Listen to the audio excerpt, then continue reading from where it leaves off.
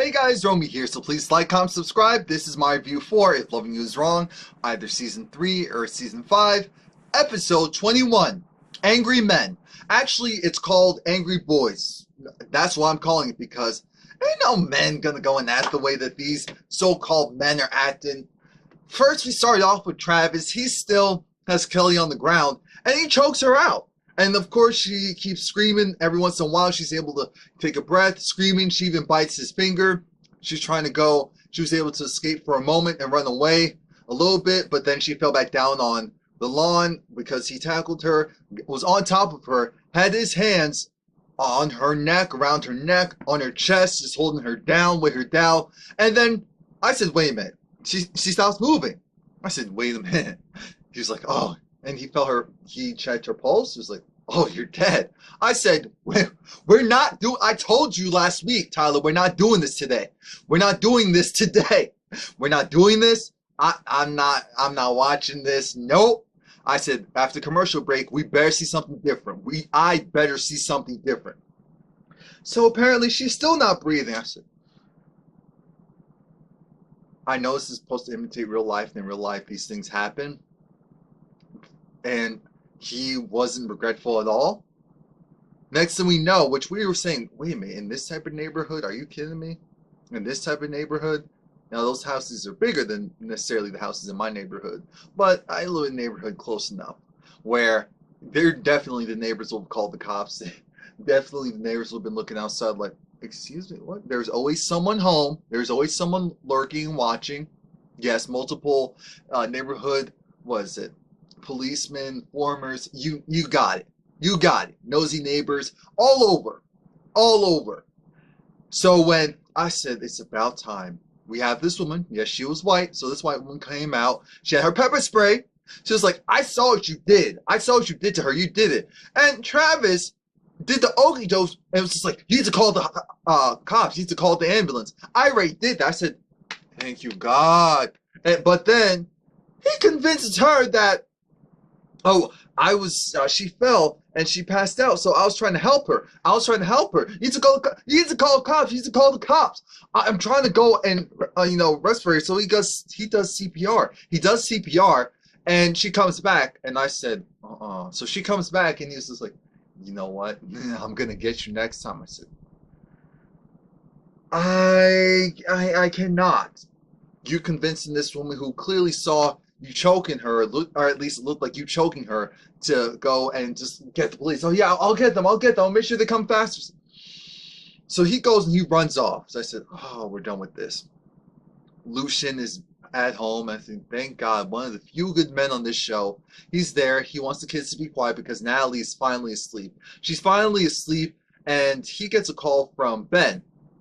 Ben is anxious. He wants to get out of jail. It's like, any updates? Any updates really? No, not really. The update is that they are going to, Ben actually, when he filed that report against Eddie, so actually, I believe the report was more so against Ben. So, have I been calling Pete Ben? I apologize. I apologize for that. Pete has been filed the report against Ben / Eddie, and Pete's just like, you know what? I'm a little nervous though because they said that they're gonna go and pick up Eddie. Lushion said, "Hey, what's this gonna happen?" I'm not sure. Oh, what's gonna happen? Yeah. Hey. And they said that they'll do it once they transfer him. I said, oh, thank God, someone's doing the thinking. Someone is doing the thinking.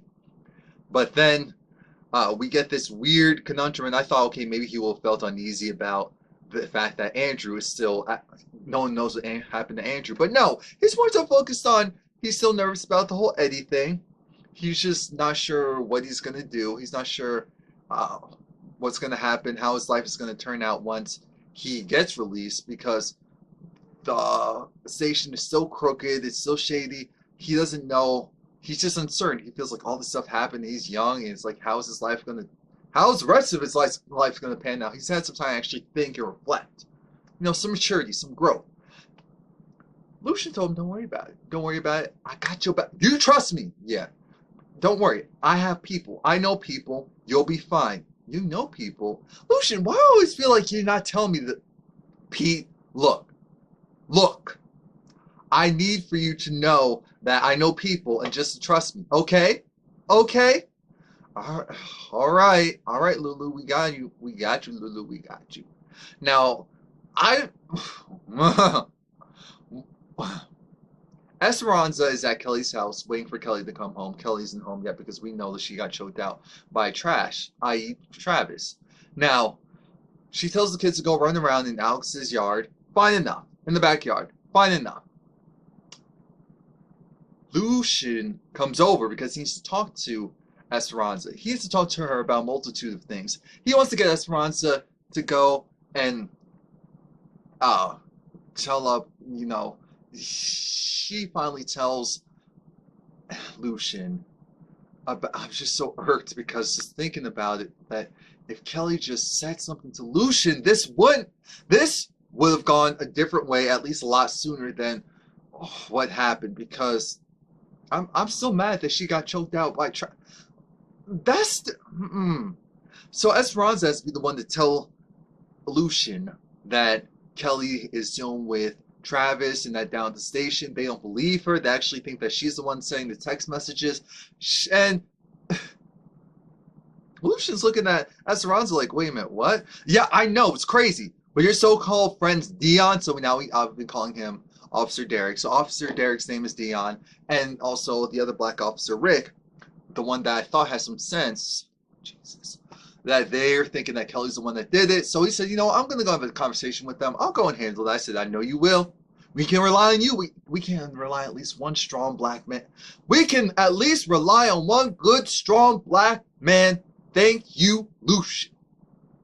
But here's the thing. Lushion also finds out that Alex was doing that mess.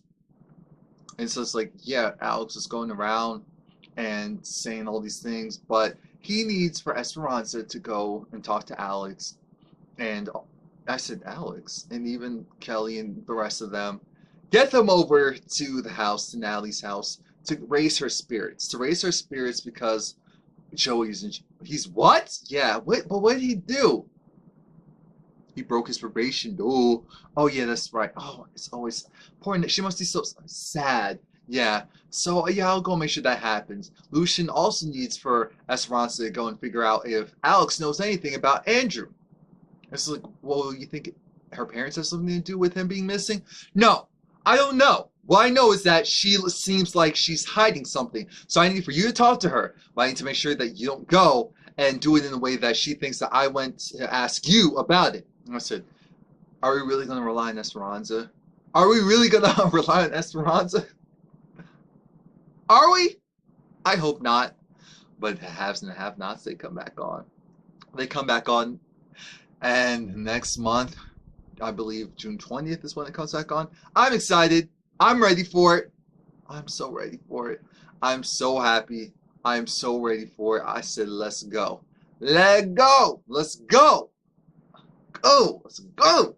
Veronica gets on my nerves, but I love her, even though I hate her. And it's the true love-hate relationship. So now Kelly comes back, and Kelly, remember, she was just choked to death by Travis.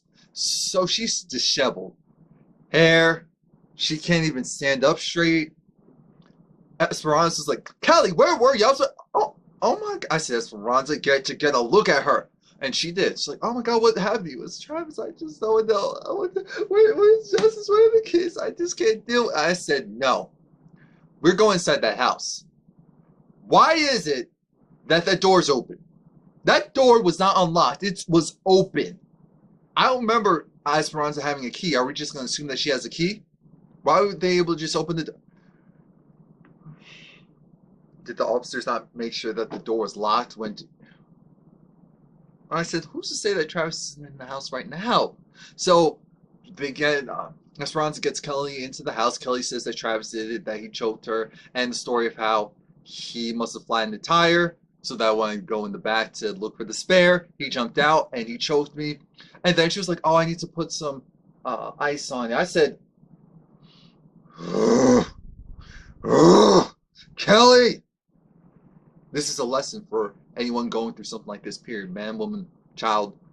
You need evidence. You need evidence. Thank you, Jesus, that Esperanza had some damn sense in this moment. She took out that phone. She took those pictures. I wish it was a video too. Because videos nowadays are, oh, they do so much as far as evidence. But I don't think Kelly would have been up for that at that moment. And she's like, no, Esperanza said we need to call Lushion. She's like, no, I don't want to do that. I said, you don't want help? So you're telling me that you don't want help? So you're telling me that you don't want help? Because that's what it sounds like to me. You're telling me that you don't want help. Esperanza calls Lushion over and he's like, what happened?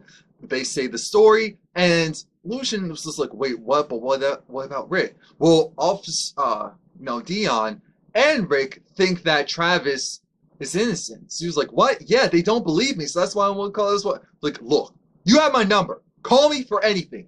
If you hear a sneeze and it's not Justice or yourself and it's not from the TV, call me.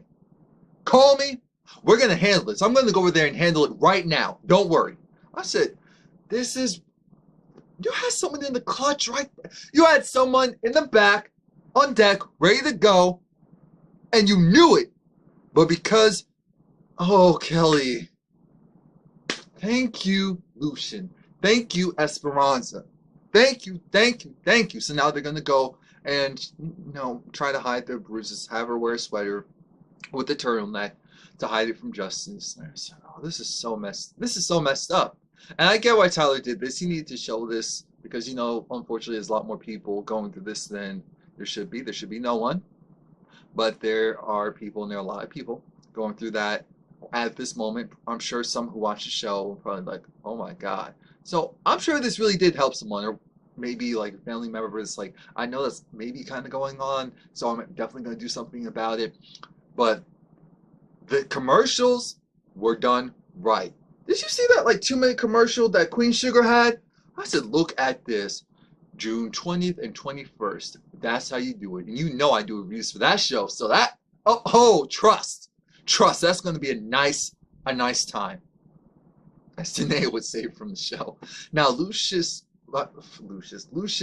goes over to the police station and he says, oh, hey, Dion. Hey, Rick. So why is Travis not incarcerated? Why is he not here in jail? What's going on? Now Dion shows the evidence. Said, look.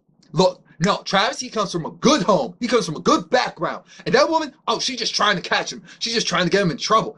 She don't come from where I said.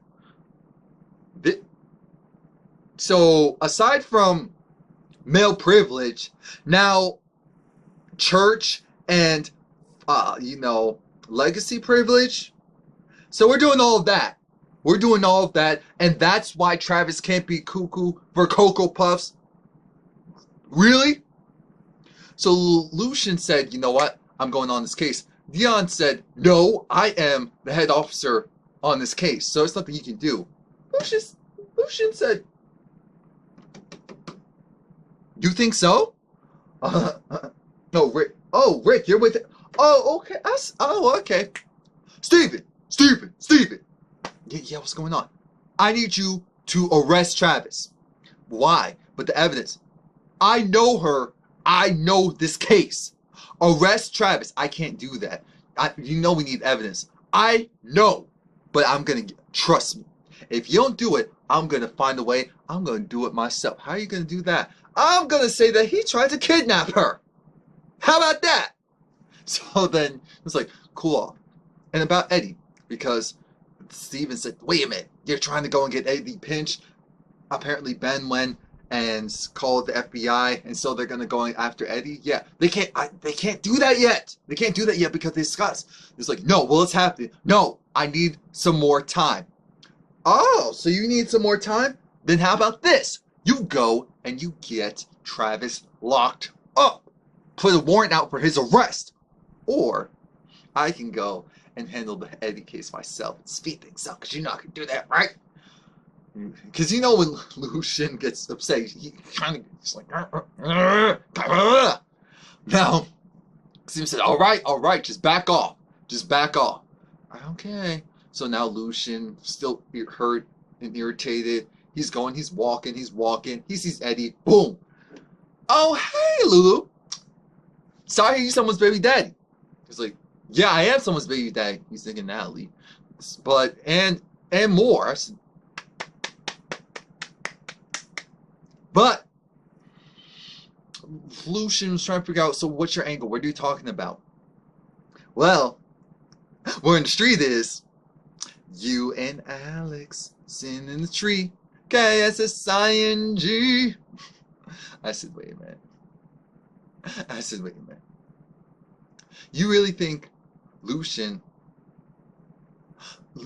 and Alex, and you think that you can threaten Lushion and tell him that, oh, well, I'm going to go and tell Natalie. Natalie doesn't like you. Natalie doesn't trust you. Why would she listen to you? Duh. What? Come on. Eddie's living in this world. Whatever world Eddie's living in, I don't ever want to be near. I don't ever want to imagine. Because the fact that this man really thinks that people believe him. He's like a Randall at this point. No one trusts him. No one believes him. Like, what are you doing here? Mind you, at first I thought that Lushion called Eddie a B, but he said better. I was like, oh, better? Kind of wish this would be. But, you know, Lucian's just biting his tongue because he's looking at him like, your day has come. It's now or never. Things are almost done. Now, Lushion comes back over to Kelly's house. Mind you, the door was unlocked when Lushion came in the first time. Oh, Jesus. So Lushion let me know that there's a warrant for Travis's arrest, but they can't find him. They can't find him right now. He's on the lam. He's on the run. But Lushion said, again, I am right next door. You need anything. Press that contact fast. I'll be there quick, fast, and in a hurry. I have your back. It's just like, okay, thank you. I said, great. But he also wants to make sure that they're both coming to, to Natalie's little party that he's throwing for them. And she's like, oh, okay, whatever, cool. And so then he was like, Esperanza, yeah, come and lock this door when I leave. It's like, yeah, Brian. I'm like, oh, Jesus. So they're going to go over to Natalie's house. Remember, Kelly doesn't know what happened, so Esperanza fills her in that Joey's incarcerated. She's like, oh my God, that's so terrible. Now she's out of it. Now Esperanza, again, another cool brownie points, invites her, as in Kelly, to her home, of course with Justice, to sleep over. After something traumatic like that, she just wants her to be safe. And I said, but your house has Eddie, and Eddie doesn't really like minorities like that. Not really. But then again, if you can say, oh, get him, you know, and he has a warrant for his arrest, and oh, actually, that might have been perfect. Could you imagine if Travis tried to go over to Esperanza's house? Eddie would have been there in 2 seconds, like, oh, we got a lynching on. Jesus. But Kelly says no. She wants to make sure that her life isn't disrupted. She wants to make sure that Justice's life isn't disrupted. Everyday routine, his safety. I'm not going to be run out of my house. And I did respect that. But I said, Kelly, that's all talk right now because you don't have a gun or viable means to defend yourself. She said Lushion is right next door. That's great. And I'm glad that you finally realized that now. But Travis has snuck into your house time and time again. Who's to say he can't do it again? And Lord Jesus, the fact that I'm jumping too far ahead. I'm jumping too far ahead. But as Esperanza goes, Kelly locks the door behind her. Alex notices that Brad's car is outside. So she goes outside and she's like, oh, hi, I'm surprised you're here. And it's just like, oh, I didn't realize you were home. And it was like, oh, yeah, I got into the car wreck. Oh, yeah, sorry about that. And of course, now she goes into the car. And they have this conversation. They have this conversation about what's going on. The baby's not in the house because of what her parents did. I said, what you did as well. I mean, let's stop faking the funk. Because of what you did as well. And the judge was going to give Randall paternity. But what ended up happening is she had to lie.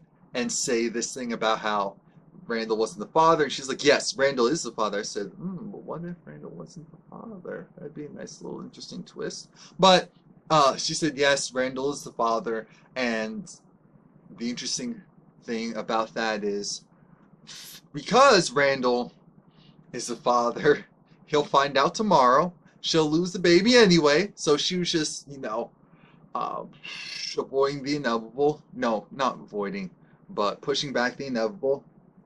And she also, of course, appreciates everything that Brad has done. He's a great guy. Brad says that he still loves her. She says that she still loves him. Brad said that he doesn't know if he could ever move back into the house, with the baby there. And that's what she said. Realistically, I'm not sure if that even happened. And things seem to be going okay. They seem to be going okay. I said, oh, God, Brad, don't fall for this mess. She's leaving so many things out because she neglected to say that she was the one that told Randall that Lushion was the baby. And so that's why Eddie was saying that Lushion was the baby daddy. And because she's like, oh, now Eddie knows. Oh, because of Randall. Oh. I said, it's because you said it. So then, they had that conversation about, him possibly coming back. He was like, but I can't really come back. I said it was because of the baby, but it's really because of him. Who? Randall. And Randall is there. He starts to do his antagonize, and I was fine with it. He was like, oh, hey, so you're going to meet me out in the shed like you told me? And I was like, ugh. Yeah, so tomorrow we're going to get that DNA test confirmed. Oh, you need some beauty rest because you cracking around the eyes.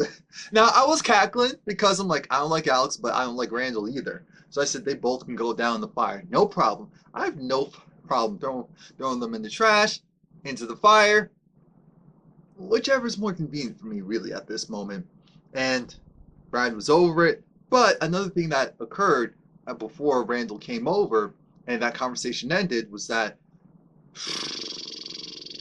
Alex actually said, if the shoe was on the other foot and you were the one that got someone else pregnant, I'm not sure if I'd be able to come back either. So it's like, oh, okay. And I said, oh, I see where this is going. Oh.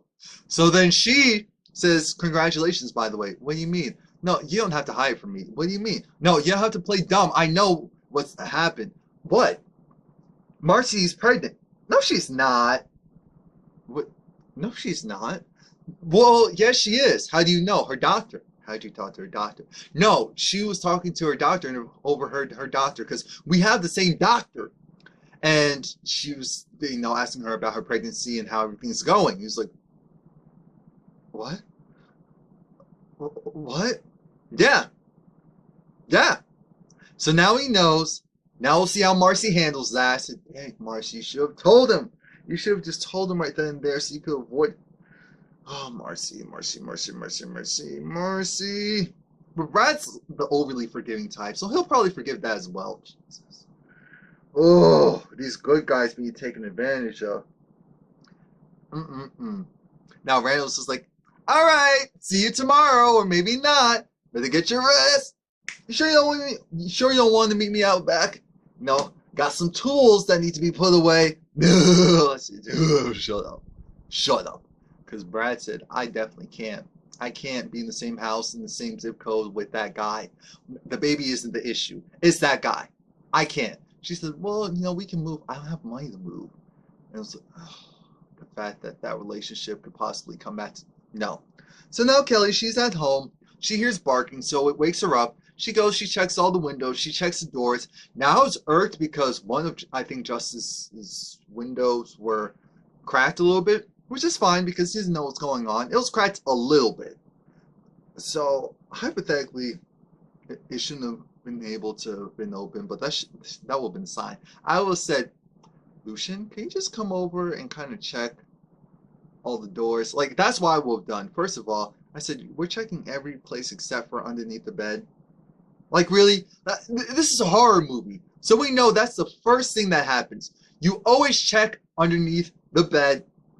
You check the closets, and you make sure you do this while having a weapon or something strong by your side. Now Kelly, she's checking everything. It's nighttime. The dog's barking because we already know some mess is going on. She has that look of, oh, I'm ready for you this time. We ready to go. She still has her, sweatpants on, has that top on. You can tell that she is done for the day. She is done for the day. But you know what isn't done for the day? The light goes out because she turns it off. She goes out. Yes, Travis is in the house. We didn't see his face, but from the preview, we know that it's him. What else would it be? It's him. He's in the house. It looks like Natalie saw something. So Lushion said, "Okay, Natalie, get back in the house. I'm gonna handle it. Lock the doors. Things are crazy over there." Oh, I would have been like, Lushion, can you come over and just check things out? I heard some suspicious sounds. Oh, please like, comment, subscribe. Oh yeah, by the way, this is my